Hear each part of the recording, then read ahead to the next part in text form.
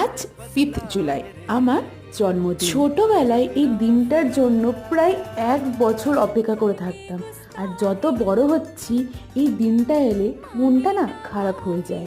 Maybe adulthood স্টাক্স, তবে একটু excitement তো থাকেই। কি গিফট পাবো, রাত 12টাতে কেক কাটবো, কেমন ফটো তুলবো, এইসব মিলে মিক্সড ফিলিংস বলতেই পারো। যত বড় হচ্ছি দিনটা পুরো পাল্টে যাচ্ছে।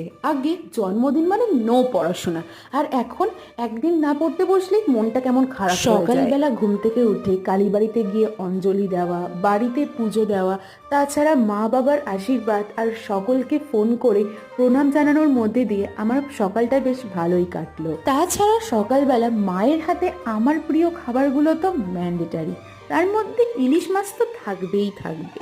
সব মিলে এবছর জন্মদিনটা ভালোই কাটলো।